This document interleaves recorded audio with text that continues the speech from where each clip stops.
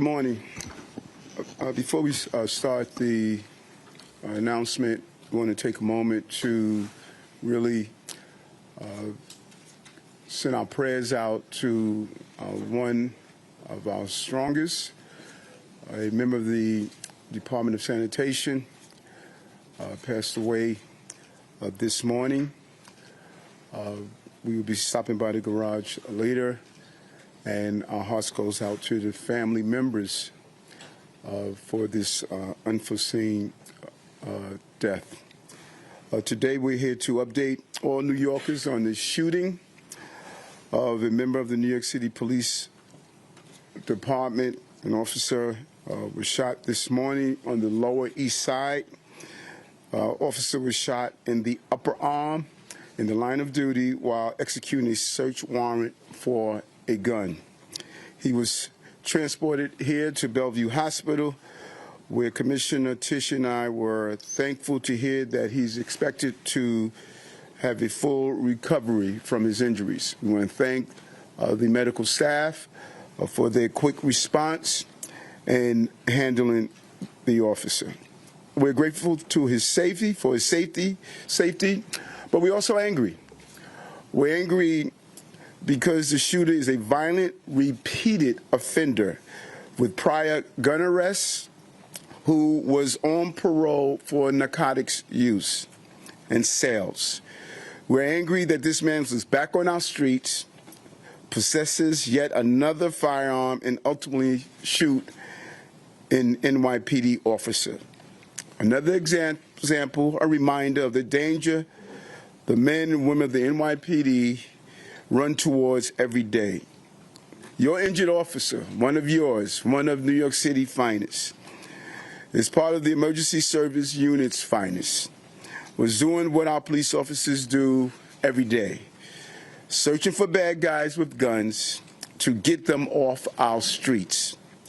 And I just visited him and his family, his son and his wife. He's in good spirit and just wants to get back to work. That is his desire. He takes pride and courage to do the job. It takes pride and courage to do the job of running towards danger while others run away. It takes courage to put your life at risk for others, to answer the call for service. And today's investigation could have turned deadly quickly, but thankfully our injured officer and his colleagues are now safe, and the people of New York City are safer because this violent offender is off our streets. I will be praying for his quick recovery, and I want to thank him and all of the NYPD officers who place their lives on the line every day. Thanks to our brave officers and committed public servants. Their efforts is allowing our city to continue to be the safest big city in America. At this time, I will turn it over to Police Commissioner Tisch for more. Thank you, Mayor. Good morning. Earlier this morning at approximately 8:18, an NYPD ESU detective was shot in an apartment building in the Vladeck houses, confines of the 7th Precinct. He was in that building doing the job that we asked him to do, the incredibly dangerous work of taking illegal guns and the violent criminals who use them off of our streets. The details of this morning's incident are as follows. Field intelligence officers from PSA 4 had received information that there were firearms at the location, and a search warrant was obtained. That search warrant was executed by members of our emergency service unit at approximately 5:09 this morning. The team gained entry and immediately were fired upon by the perpetrator inside the apartment. The perpetrator fired 5 to 6 rounds at our cops. One struck our officer's ballistic shield.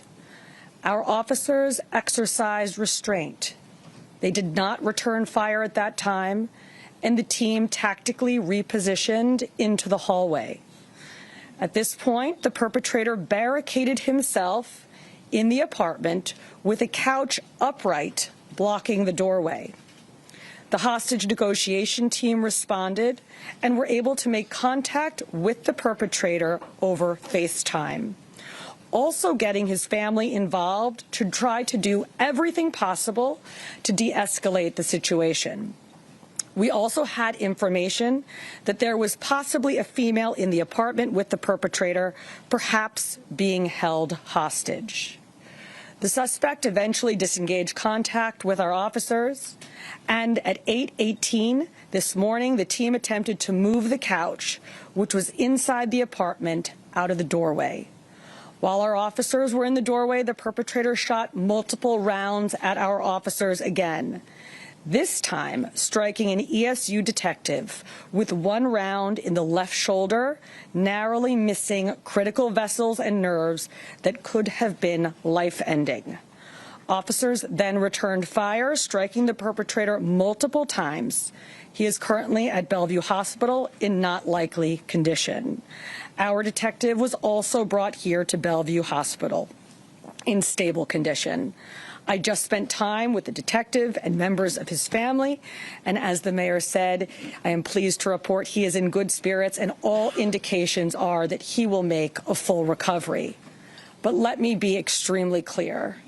This could have ended very differently, and we should not have been at his door this morning in the first place. The suspect, 35-year-old Edwin Rivera, is a career criminal, a convicted felon with multiple priors for gun possession and narcotics. He has been on parole 4 times, and he is actually on parole today. And I want to be very clear that today is not the only time that Mr. Rivera has been arrested while out on his current parole. He was previously arrested on November 6th, 2024, for criminal possession of stolen property and resisting arrest. The Manhattan DA only charged him with resisting arrest, and so sadly and predictably, and although he was on active parole, he was released the very next day. So the real question here is this: why was this individual out of jail and in a position to shoot our officers? How is the system set up to allow one person to commit multiple violent offenses while out on parole with no consequences? I ask our elected officials up in Albany, our DAs, and our judges, what are you doing here? We should never have had to be at that door this morning. We should never have had a cop shot today. Blessedly, our officer will be going home to his family, and we are all incredibly grateful for that. I want to thank from the bottom of my heart the medical staff of Bellevue Hospital, especially the Chief of Acute Care Surgery, Dr. Spiros Frangos, for their work this morning and for everything that they do for our department. And to the members of the Emergency Service Unit who put their lives on the line every day in some of the most dangerous assignments. Thank you. Scott. Thank you, Commissioner. Thank you. Good morning. Good morning. Good morning.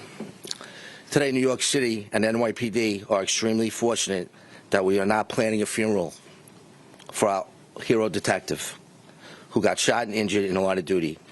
This incident, once again, underscores the dangers faced by the NYPD detectives. The union's first priority is ensuring our member receives the best possible care and his family is very well taken care of. We are careful for a quick response of his fellow cops and medical professionals providing care. Detectives are the backbone of public safety in New York City. They're the ones who solve crimes, deliver justice to victims, and work to keep violent criminals off the street. Every case they work makes our city safer. Every violent, dangerous incident they respond to demonstrates the impact this brave men and women do in New York City.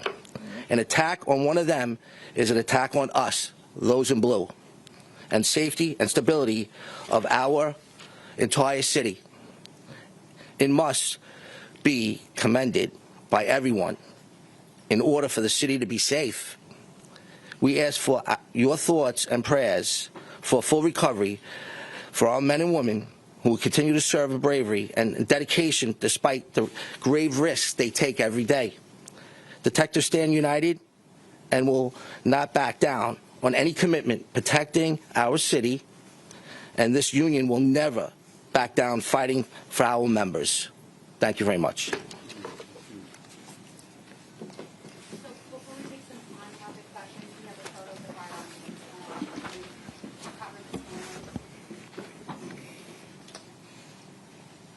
Okay. All right, folks, we're going to take some on-topic questions. On-topic questions. Okay, we're going to start with Marla Diamond, 10 wins. So can you give us a timeline of the shooting? You spoke about an officer that was struck in the vest, and then we have the other officer. So when your officer was shot in the arm, was that as the police were going in or breaking down the door? Can you just talk about the timeline of events? So the shooting in the second. The officers were initially making entry at 5:04 in the morning, where they're fired upon. Like I said, they tactically move out of the hallway. They use a lot of restraint. They don't fire back because they don't know exactly what's going on in the apartment. They reposition themselves, and then they decide to make re-entry again. This time the officer is shot in the left shoulder. So there's two entries made. The initial entry, the officers are shot in the ballistic shield. They reposition. They make a second entry. The officer is shot in the left shoulder. And that's when officers fired at the... That is correct. Okay, we're going to move on to WABC, Steph Hunter. Was there a hostage inside? You said that you thought there was. Initially, we thought that there was a female in the apartment. As it turned out, that was not the case. Okay, we're going to go over to WNYC for you, Chris. Yes, hi. Wondering if you could tell us about the suspect's injuries at this time, where he was shot, and then did the member of service PDSU officer require any surgery or anything? As of right now, the officer has not required surgery. He's being treated. And as far as the perpetrator's injury, he's shot multiple times on his left flank, the left side of his body. Okay, we'll go over to John Mueller. Okay. His condition. What's the condition of the perpetrator? The perpetrator right now is not in serious condition. He's not likely to die. Okay, folks, thank you very much. Thank you for your time. Appreciate your time. Thank you. Passed away. Was that completely unrelated? Yes. Yes. Can you offer any details on that? We're going to find it out now. Mr. Mayor, do you have questions about what's going on with the governor and your future? You haven't answered questions for 2 weeks, sir.